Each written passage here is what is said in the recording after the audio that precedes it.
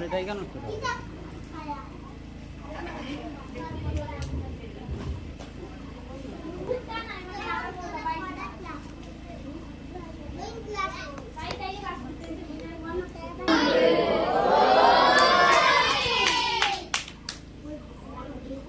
পরমারাত শ্রী শ্রী পরম করুণাময় শ্রী গুরুদেবীর কৃপায় আজ সকল ভক্তবৃন্দগণ এই কৈলাস পর্বতে উপনীত হয়েছেন, যেখানে শিবশঙ্কর ভোলানাথের স্থান। সেই স্থানে সকল ভক্তবৃন্দগণ ভগবানের অশেষ কৃপায় আজ উপস্থিত হতে আমরা সবাই পেরেছি। তিনি যদি সবাইকে কৃপা না করতেন আমাদের পক্ষে আসা কখনোই সম্ভব হতো না।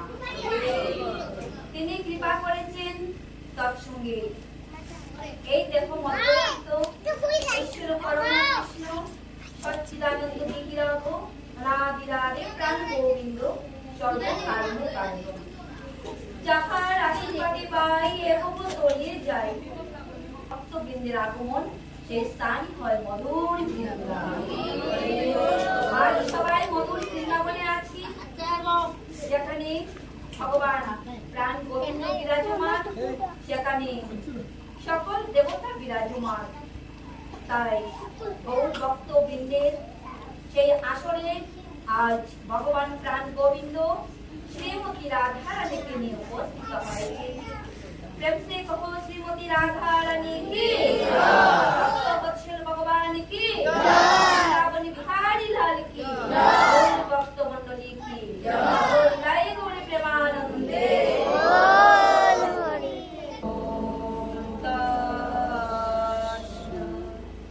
ओम अखंड मंडलाकारं व्याप्तं येन चराचरं तत्पदं दर्शितुमेन तस्मै श्री गुरुवे नमः। गुरु ब्रह्मा गुरु विष्णु गुरुदेव महेश्वर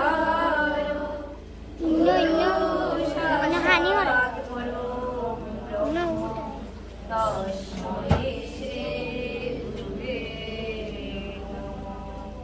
मन्नाथ श्री जगन्नाथ माते गुरु श्री जगद्गुरु मन्नाथ श्री भूतात्मा तस्मै श्री गुरुवे नमः।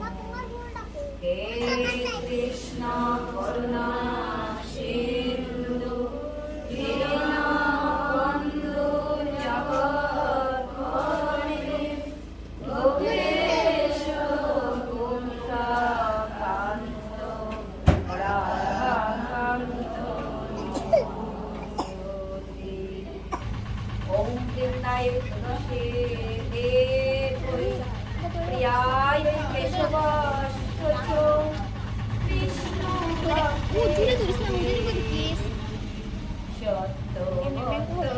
नमो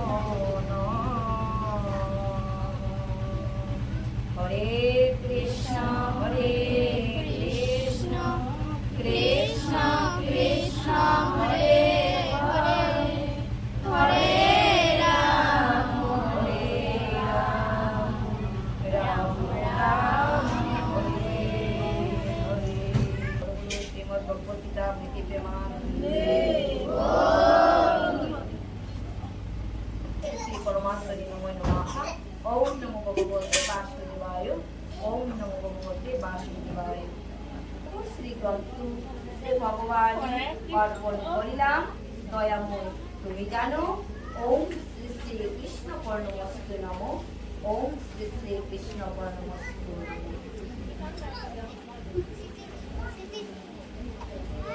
श्रीमद् भगवद गीतार श्री कृष्ण हृदयं गीता संसार मोहनाशिनीं ज्ञान भक्ति मुक्ति दात्रीं गीता গীতা দেবী নমস্তুতে। শ্রীমদ্ ভগবত গীতা সর্বশাস্ত্র সার, তাই সর্বধর্মের সার গীতা লোক গীতায় আছে। এই গীতারূপ চরণে আশ্রয় করিয়া যদি কোনো ভক্ত অবপার হইতে চায়, তিনি অনায়াসে পার হইয়া যায়। শ্রীকৃষ্ণ হৃদয়ং গীতা, শ্রীকৃষ্ণের হৃদয় স্বরূপ হলো এই শ্রীমদ্ ভগবত গীতা। শ্রী শব্দের অর্থই হলো সুন্দর, ভগবত ভক্ত এবং ভগবানের মিলন, অমৃতময় ভগবানের কথা।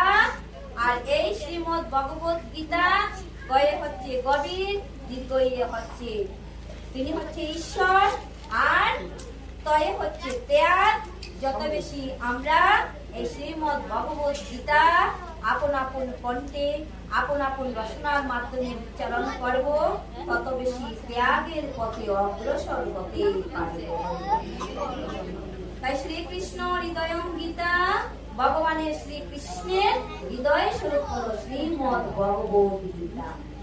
শ্রীকৃষ্ণ হৃদয়ং গীতা সংসার মলনাশিনী, এই সংসারের সকল প্রকার ময়লা আবর্জনা দূরীভূত হয় গীতার জ্ঞানের প্রভাবে। তাই সংসার মলনাশিনী জ্ঞানং ভক্তিম মুক্তিম দাত্রী গীতা দেবী নমস্তুতে।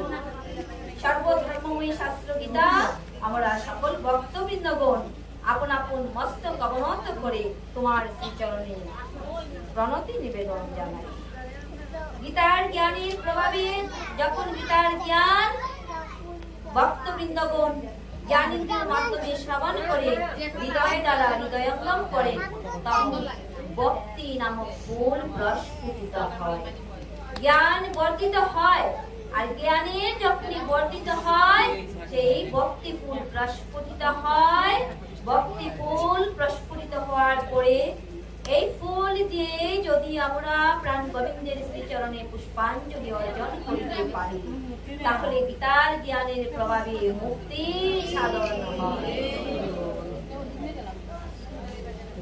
অর্থ গীতার জ্ঞানম ওম পর্তৈ প্রতিবোদিতম ভগবতে নারায়ণেন স্বয়ং ব্যাসেন গ্রথিতং পুরাণ মুনিনা মধ্যে মহাভারতম আদৈতম রেত পরশিনীম ভগবতীমস্তদশদায়িনীম অম্বতামন সঙ্গধামি ভগবতি গীতে ভবেদেশিনীম নমোস্তোতে ব্যাস বিশাল বুদ্ধে পুল্লারি বিন্দায়ত পত্র নেত্র যেন তোয়া ভারত তৈলপুরিণ প্রজ্বলিত জ্ঞানময় প্রদীপ প্রপন্ন পারিজাতয় তত্রবত্রৈ গোপালয় জ্ঞানমুদ্রায় কৃষ্ণয় গীতামৃত দুহে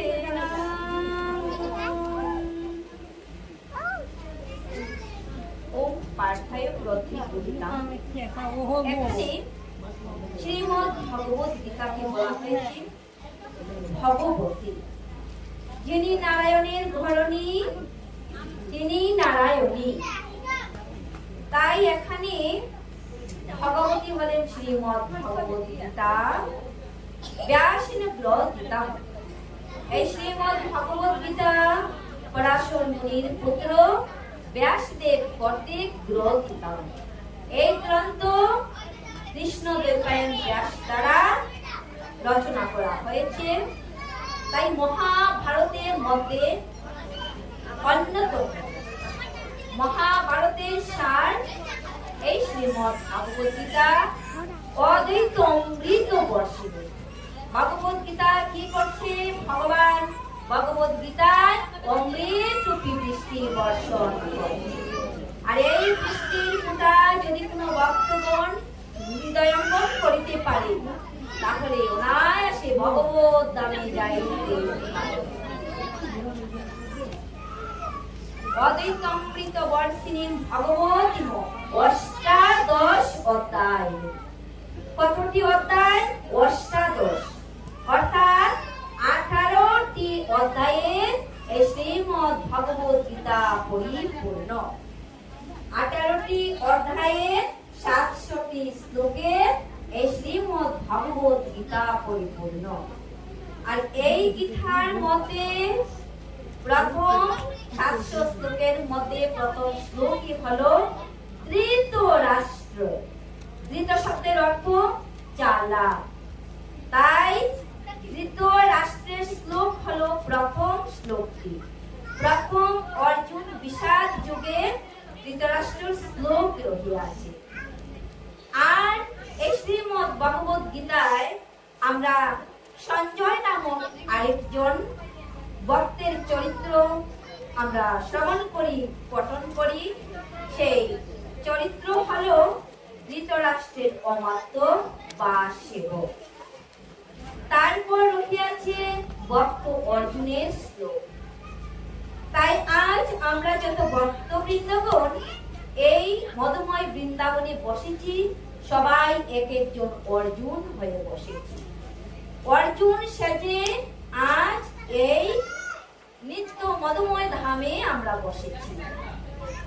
এই জন্য যে বলেছি এই অষ্টাদশ অধ্যায়ে 18টি অধ্যায়ে ভগবান প্রাণ গোবিন্দ ভক্তের জন্য যে অমৃত বৃষ্টি বর্ষণ করিয়াছেন, সেখানে অর্জুনের 85টি শ্লোক আর 534টি শ্লোক হলো ভগবান শ্রী কৃষ্ণের।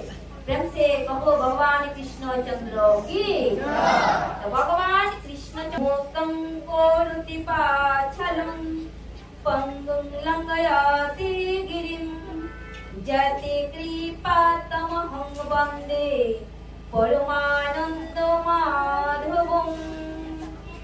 মুক্তং করতি পাছলং পঙ্গুং লঙ্ঘয়তে গিরিম।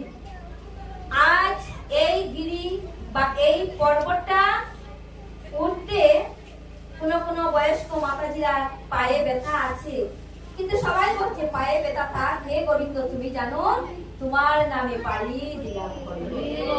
তাই ভগবান প্রাণ গোবিন্দ কৃপা করেছেন, তাই বলছে পঙ্গুম লঙ্ঘয়তে গিরিম। যদি পঙ্গু হয় ভগবান প্রাণ গোবিন্দের কৃপায় ফলে সেই পঙ্গু পর্বত লঙ্ঘন করিয়া বৈকুণ্ঠে যাইতে পারে। মুক্তং করতি পাছলং।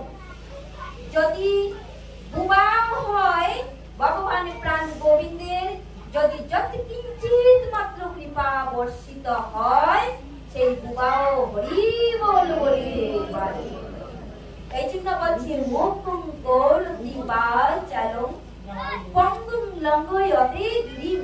আর যতি কিঞ্চিত মাত্র যতি কৃপা তমহং বন্দে পরমানন্দ মাধব। যদি পরমানন্দ মাধব আমাদিগকে কৃপা করে, তাহলে আজকের মতো সাধু সবাই পর্বত গিরি লঙ্ঘন করিয়া উঠিতে পারা যায়। অক্ষর ব্রহ্মযুগ।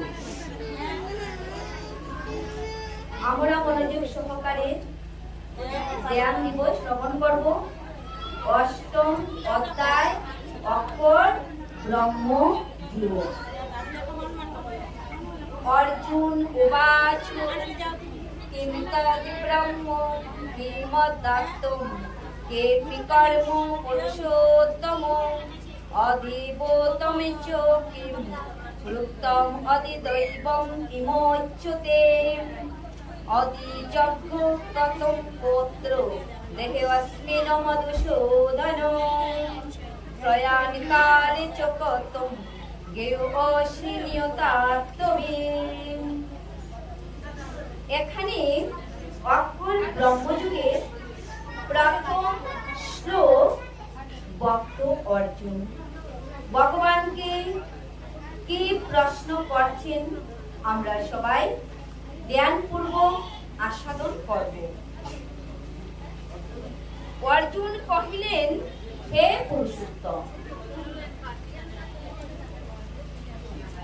সেই ব্রহ্ম কি, অধ্যাত্ম কি, কর্ম কি? অর্জুন ভগবানকে বললেন যে হে পুরুষোত্তম, পুরুষের মধ্যে যিনি উত্তম তিনি হলেন পুরুষোত্তম। তাই ব্রহ্ম কি, অধ্যাত্ম কি, কর্ম কি, অধিভূত কাকে বলে এবং অধিদৈবই বা কাকে বলে, অধিযজ্ঞকে এই দেহে জিজ্ঞাসা করছেন কে পুরুষোত্তম। ব্রহ্ম কি, অধ্যাত্ম কি, কর্ম কি, অধিভূত কি, আর অধিদৈবই বা কি? অনুগ্রহ পূর্বক আমাকে স্পষ্ট করে বলো। হরি হরি বল। এখানে অর্জুন বলছেন, তার মানে আমরা সবাই ভগবানের ভক্ত সেজে আজ এই ভক্তের আসরে বসেছি, সবাই অর্জুন হয়ে। ভগবানকে যে অর্জুন প্রশ্ন করছেন, তৎপশ্চাৎ ভগবান রাবিরারে প্রাণ গোবিন্দ উত্তর প্রদান করিবেন। আমরা মনোযোগ সহকারে তাহা শ্রবণ করব। এই অধ্যায়ে ভগবান শ্রীকৃষ্ণ ব্রহ্ম তত্ত্ব থেকে শুরু করে অর্জুনের বিবিধ প্রশ্নের উত্তর দিয়েছেন। তাই আমরাও সেই বিবিধ প্রশ্নের উত্তর হৃদয় দ্বারা হৃদয়ঙ্গম করব এবং মন দ্বারা তাহা মনন করিব।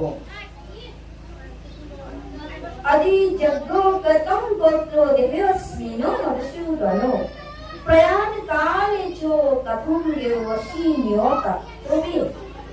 হে মধুসূদন, এই দেহে অধিযজ্ঞ কে?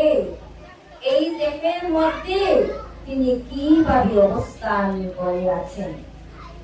মৃত্যুকালে জিতেন্দ্রীয় ব্যক্তিগণ কিভাবে তোমাকে জানতে পারে?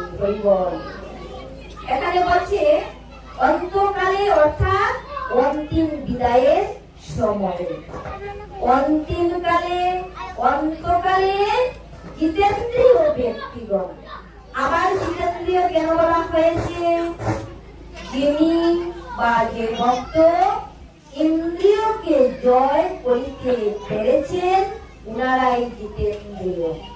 তাহলে ইন্দ্রিয় কি আমাদের জানা একান্ত আবশ্যক।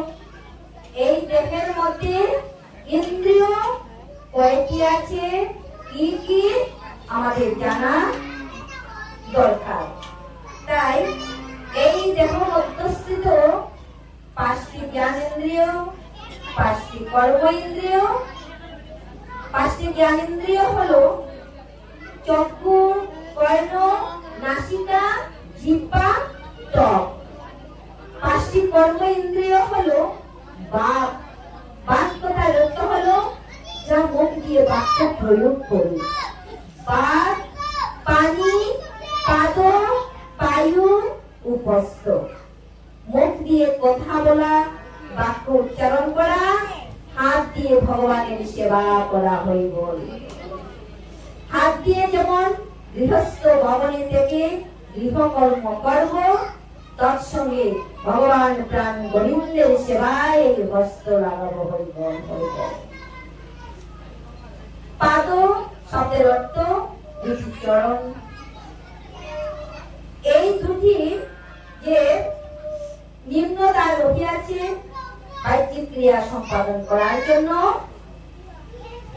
বাক্য প্রয়োগ করলাম, হাত দ্বারা কর্ম করলাম, চরণ দ্বারা চললাম। চরণে আমাদের কি করায়? আজ এই চরণ থাকার কারণে আমরা সবাই পদযুগে চলে এখানে আসতে পেরেছি। এই জন্য এই মানব দেহের মধ্যে এই 5টি জ্ঞানেন্দ্রিয়, 5টি কর্ম ইন্দ্রিয়, তৎসঙ্গে আরেকটি রয়েছে হৃদয়স্থিত মন। এই মনকে যোগ দিলে একাদশ ইন্দ্রিয় হয়। আমরা সবাই জানি এই দেহটি 10 ইন্দ্রিয় আছে দেহের মধ্যে, আর হৃদয়স্থিত মনকে নিয়ে একাদশ ইন্দ্রিয়। যে যোগীগণ বা যে ভক্তগণ এই ইন্দ্রিয়কে জয় করতে পেরেছেন তিনি জিতেন্দ্রীয় হইবেন। তাই জিতেন্দ্রীয় ব্যক্তিগণ কিভাবে অন্তকালে অন্তিম সময়ে মৃত্যুর সময়ে তোমাকে জানতে পারবে। এই কথা কে বললো? অর্জুন বলল। কাকে বললো? ভগবান শ্রী কৃষ্ণচন্দ্রকে। শ্রী ভগবান উবাচ অজ্ঞেয়ং ব্রহ্ম পরমং স্বভাবোদ্যতমুচ্যতে ভূতো ভবদ্ভব কর্ম বিসর্গ কর্ম সংগীতম। পরমেশ্বর ভগবান বললেন, নিত্য বিনাশ রহিত চিন্ময় জীবকে বলা হয় ব্রহ্ম। কাকে ব্রহ্ম বলা হয়? নিত্য বিনাশ রহিত চিন্ময় জীবকে। এবং তার নিত্য স্বভাবকে বলা হয় অধ্যাত্ম। এই প্রশ্নগুলি পূর্বে অর্জুন করেছিল, তৎপশ্চাৎ ভগবান অর্জুনকে উত্তর প্রদান করিতেছেন। জীবের জড়দেহের উৎপত্তি করো, সংসারী হলো কর্ম। এই সংসারী হলো কর্ম। তাই হাতে করো কাম অর্থাৎ কর্ম, আর মুখে বলো হরি, অনায়াসে হয়ে যাব সিন্ধু পারে। কর্মক্ষেত্রে সবাই এসেছি, সংসার ধর্ম পালন করিতেই হবে। এই সংসার ধর্ম পালন করে তৎসঙ্গে আমাদের ধর্ম। এই জন্য ভগবান অর্জুনকে বলেছেন যে অর্জুন কর্ম করে যাও, আপন আপন স্বভাব বিহিত ধর্ম কর্ম করো। কারণ তুমি ক্ষত্রিয় করে তুমি জন্মগ্রহণ করিয়াছ, এই ক্ষত্রিয় ধর্ম তোমাকে পালন করতেই হবে। শ্রীমদ্ ভগবত গীতায় কোথাও অর্জুনকে কে শিক্ষা দিয়েছে যে তুমি সন্ন্যাস ধর্ম গ্রহণ করো? দিয়েছে কি? সন্ন্যাস ধর্ম গ্রহণ করার উপদেশ দেয়নি। কেন দেয়নি?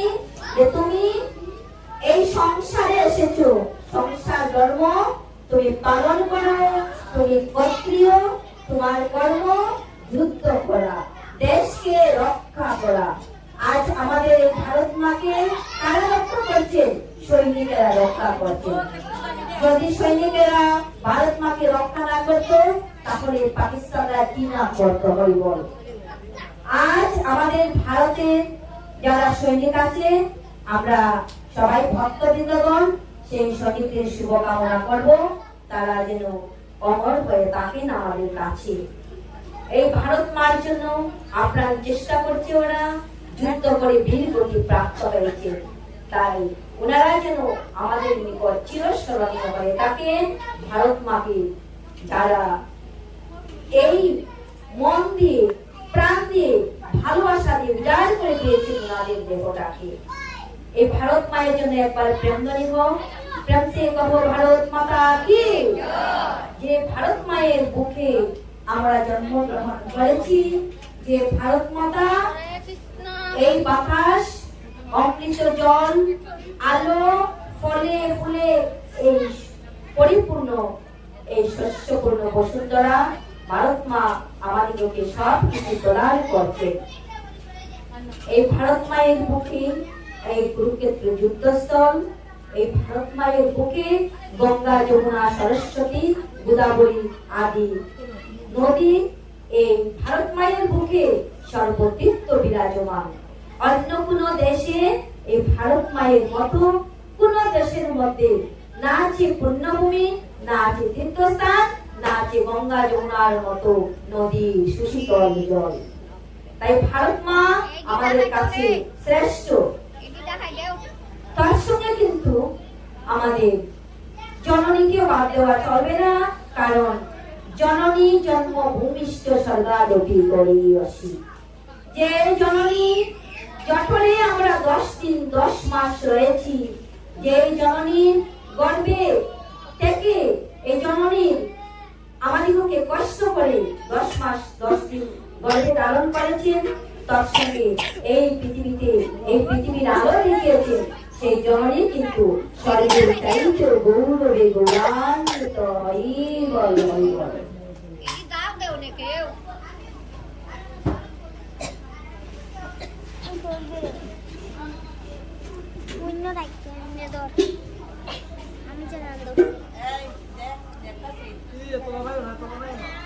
অধিভূতং খড়ো ভাবং পুরুষশ্চ দ্বিদৈবতং অধিযজ্ঞং এব এত্রো দেশে দেবভূতাং বলং।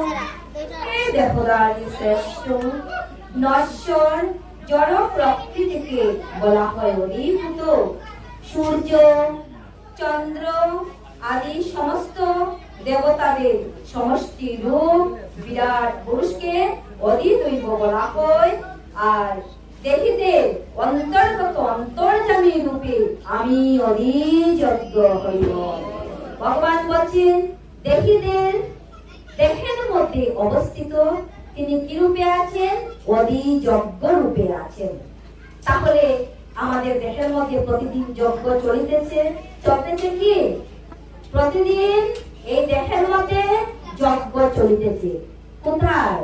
এই জঠরাগ্নিতে যজ্ঞশালা রয়েছে। সেই প্রতিদিন জীবের দেহের মধ্যে উদরের মধ্যে যজ্ঞ চলিতেছে, পরিপাক হইতেছে। সর্বক্ষণ প্রকৃতির পরিবর্তন হচ্ছে।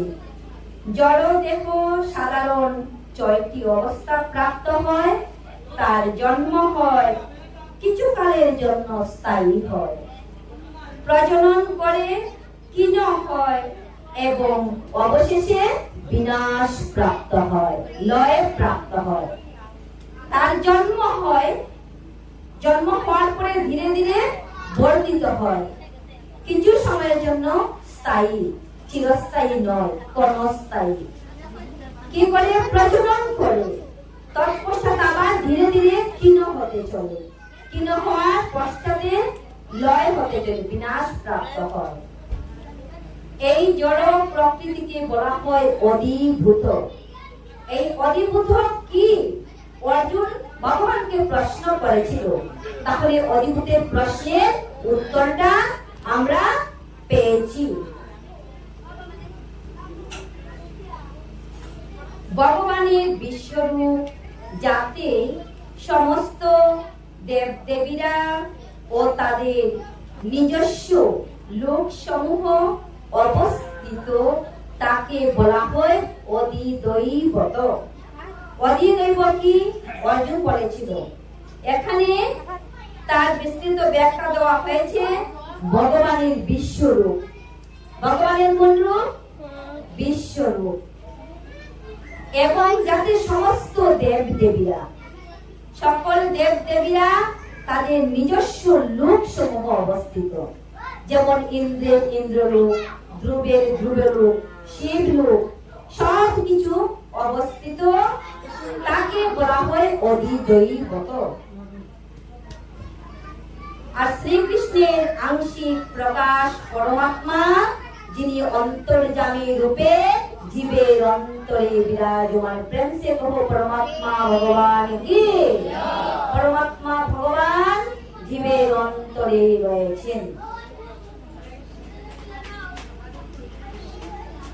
অন্তকালে চ মামেব স্মরণ মুক্তা কলেবরং जो प्रयाति सुमद बाबुं जाति नस्ति अत्र संशयो।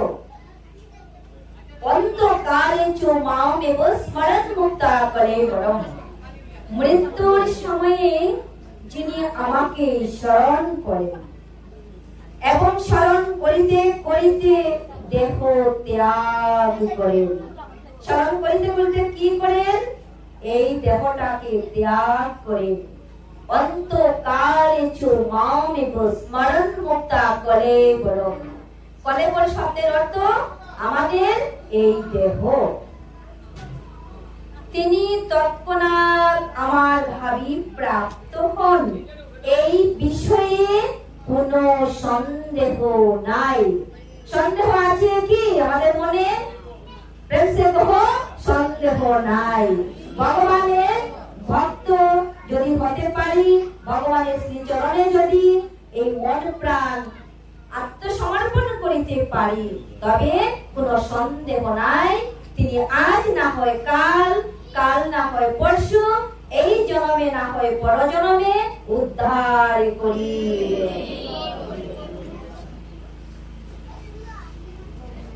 কৃষ্ণ ভাবনায় ভাবিত হয়ে যারা দেহত্যাগ করেন বা দেহত্যাগ করে, তৎক্ষণাৎ ওনারা ভগবত ধামে প্রবেশ করেন।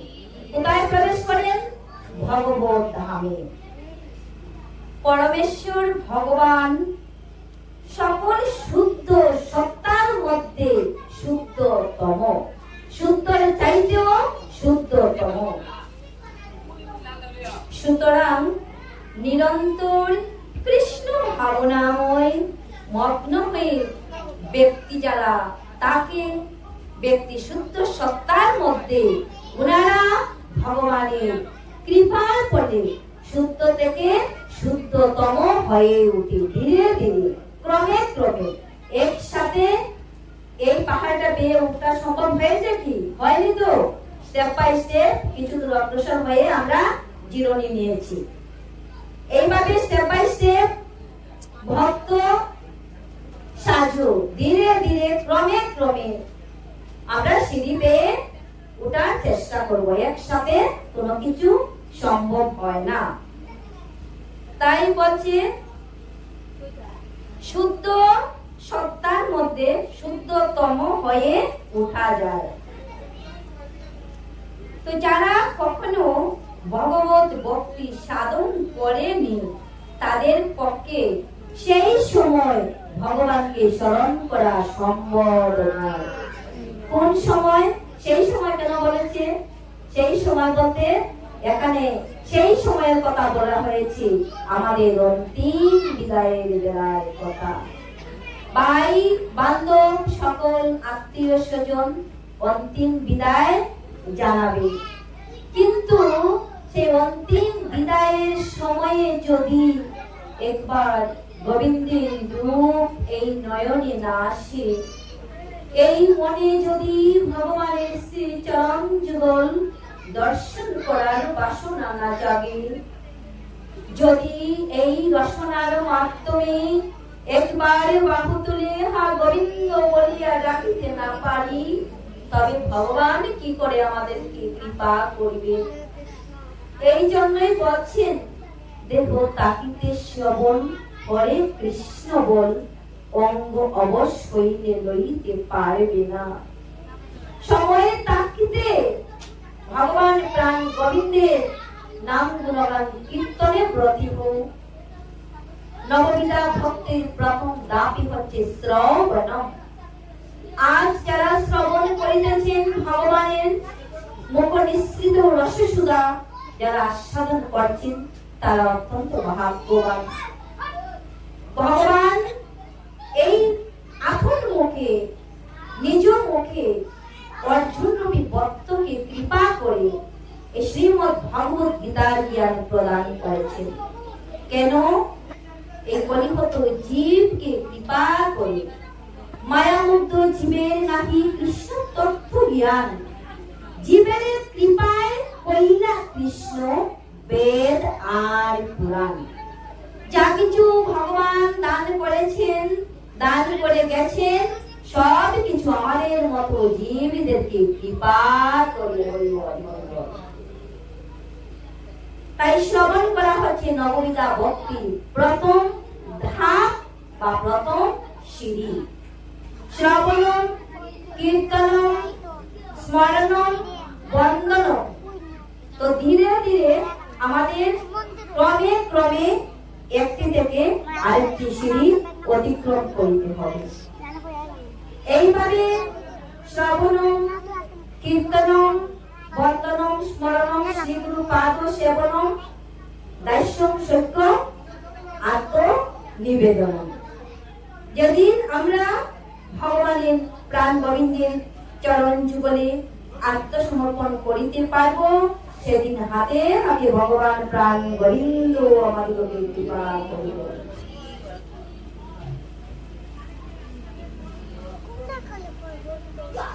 তাই জীবনের সূচনা থেকেই কৃষ্ণ ভাবনার অনুশীলন করা উচিত।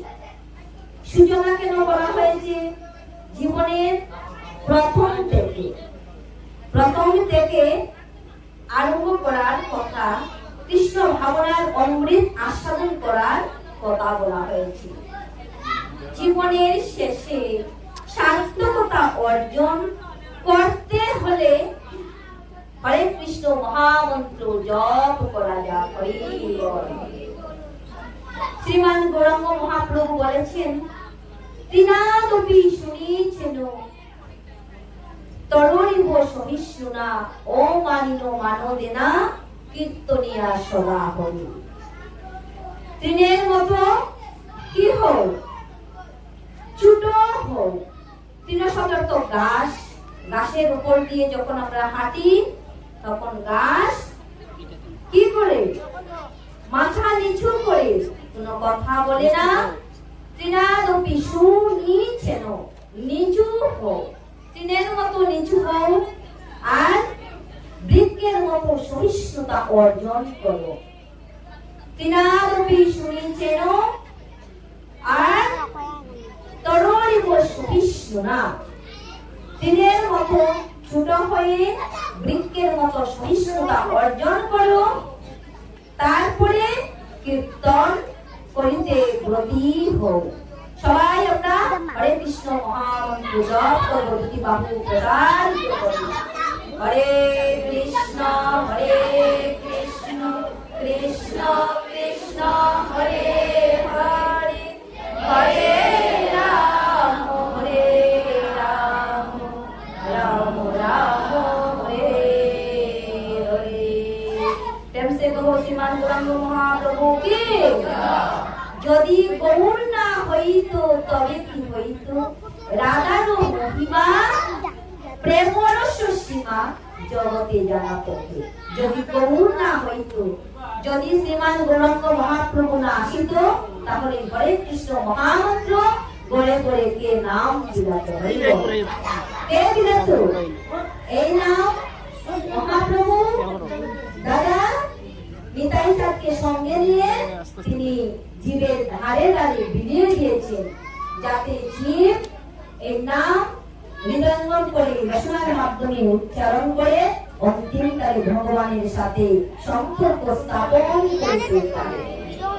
আমাদের তো সম্পর্ক স্থাপন করা চাই।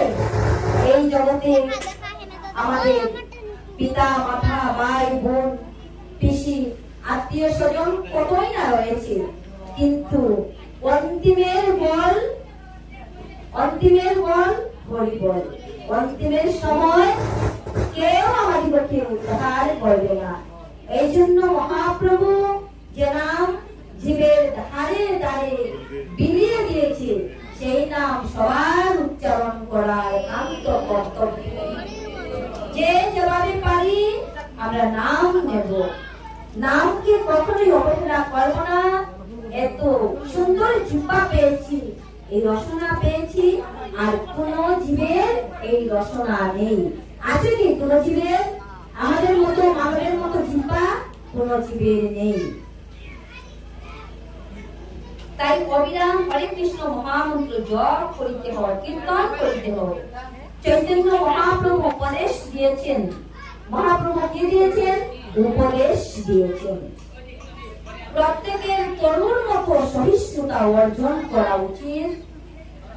যে ব্যক্তি হরে কৃষ্ণ কীর্তন করবেন তার অনেক বাধা বিঘ্ন আসবে। কি আসবে?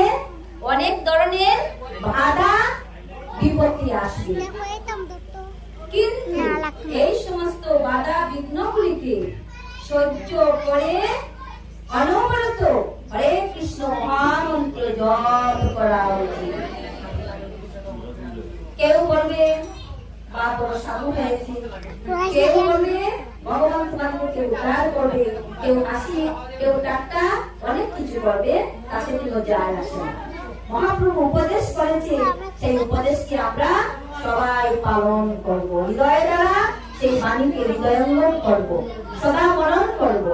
এই জন্য ভগবান শ্রীকৃষ্ণ অর্জুনকে শ্রীমদ্ ভাগবত গীতায় বলেছে, হে অর্জুন, মনমনা ভব মদ ভক্ত মদ জাতি মম নমস্কুরু মামেব ঈশ্বরী সত্যম তে প্রতিজানি পেশিনি।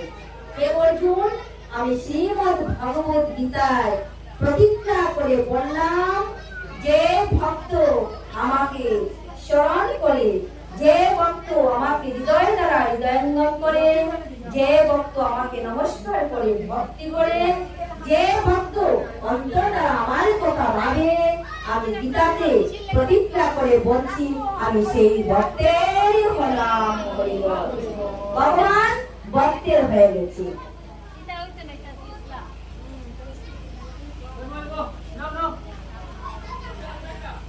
যাতে জীবনের অন্তিম কালে তিনি কৃষ্ণ ভাবনামৃতে পূর্ণ সুফল লাভ করিতে পারে। কুফল তো বলেনি, সুফল। সুফল যাতে লাভ হয়। কর্ম করি আমরা, কিন্তু আমাদের কর্মের একটি কি আছে? কর্ম নামক একটি ফল আছে। এই কর্ম নামক ফলের ভিতরে লেখা আছে যে এই আমাদের কর্মটা সুকর্ম না কুকর্ম, নরকগামী হতে হবে না বৈকুণ্ঠগামী হওয়া যাবে। হরি বল। এই কর্ম ফলের মধ্যে জমিজুম্বাপি স্মারণ ভাবং তেজোতি অন্তে কলেবরং তম তমেব এতে কৌন্তেয় সদা তদ্ভাবো ভাবিতং। হে কৌন্তেয়, অন্তিম কালে, হে কৌন্তেয়, অর্জুনকে আবার এখানে কৌন্তেয় কেন বললো? তার একটি অর্থ আছে। অর্জুন হলো মাতা কুন্তী দেবীর পুত্র, তাই বলা হয়েছে কৌন্তেয়। আবার অর্জুনকে পার্থ বলেন কৃষ্ণ। পার্থ কেন বলে? পিতার পুত্র বলে অর্জুনের আরেকটি নাম হলো পার্থ। তো হে কৌন্তেয়, অন্তিম কালে যিনি যে ভাব স্মরণ করিতে করিতে দেহ ত্যাগ করেন, তার পরবর্তী জীবন বা তিনি অবশ্যই সেই ভাবে ভাবিত হয়ে বা ভাবিত তত্ত্বকে লাভ করবেন। হরি বল।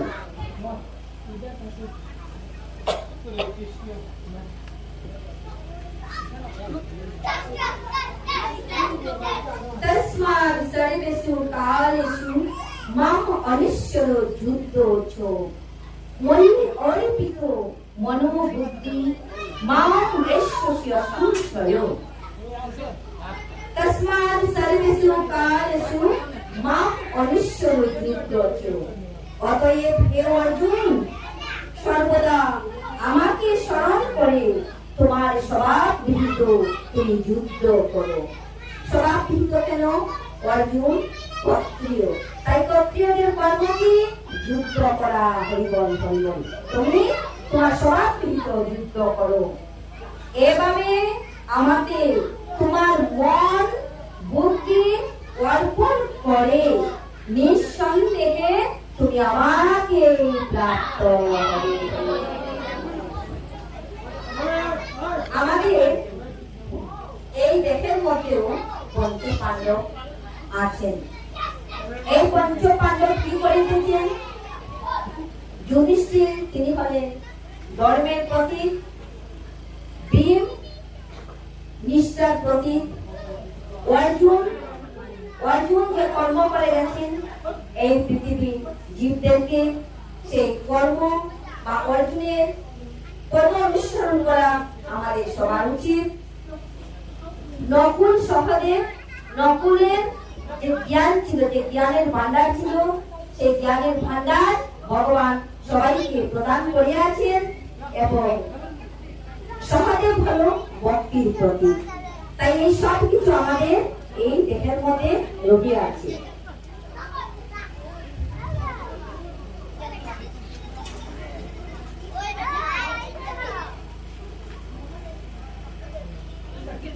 অভ্যাস যুগ ঝুঁকিতেনু চেতসা নো অনুগামিনা পরম পুরুষ অবশ্যম দিব্যং জাতি পার্থ অনুচিন্তয়ম।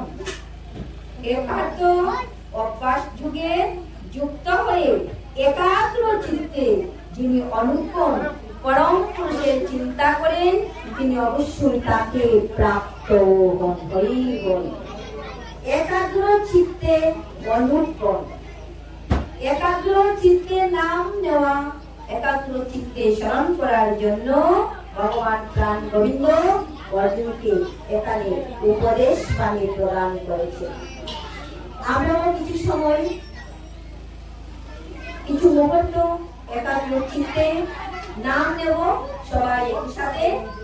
এই মনোময় বৃন্দাবনে সবসময় আসা সম্ভবপর হয় না, তাই ভক্তের ডাকে সাড়া দিয়ে ভগবান প্রাণ গোবিন্দের কৃপা সবাই যখন একত্রিত হয়েছি, আমরাও কিছু সময় সবাই হাতের করতালি দিয়ে আমরা নাম নেব কিছু সময়। জয় রাম শ্রী রাম, জয় জয় রাম, জয় রাম শ্রী রাম, জয় জয় রাম, জয় রাম শ্রী রাম, জয় জয় রাম, জয় রাম শ্রী রাম, জয় জয় রাম, জয় রাম শ্রী রাম, জয় জয় রাম, জয় রাম শ্রী রাম, জয় জয় রাম, জয় রাম শ্রী রাম, জয় জয় রাম, জয় রাম শ্রী রাম, জয় জয় রাম, জয় রাম শ্রী রাম, জয় জয় রাম, জয় রাম শ্রী রাম, জয় জয় রাম, জয় রাম শ্রী রাম, জয় জয় রাম, জয় রাম শ্রী রাম, জয় জয় রাম, জয় রাম শ্রী রাম, জয় জয় রাম, জয় রাম শ্রী রাম, জয় জয় রাম, জয় রাম শ্রী রাম, জয়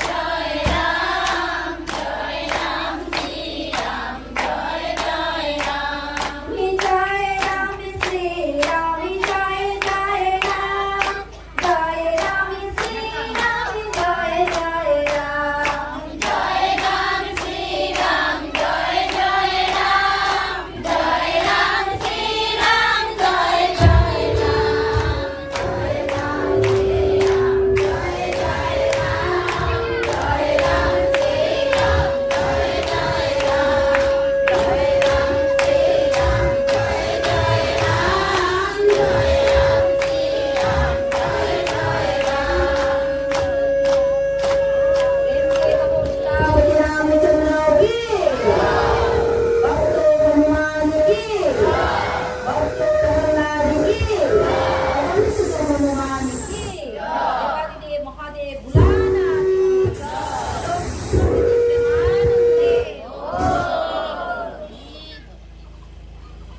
এই হরে কৃষ্ণ মহামন্ত্র জপ করে ভগবত ভক্ত তার আরাধ্য ভগবানের শ্রী নারায়ণ, শ্রী কৃষ্ণ, শ্রীরাম যে নামে আমরা ডাকি না কেন, নারায়ণ, শ্রীকৃষ্ণ, শ্রীরাম যে কোনো একটি রূপকে নিরন্তর স্মরণ করতে।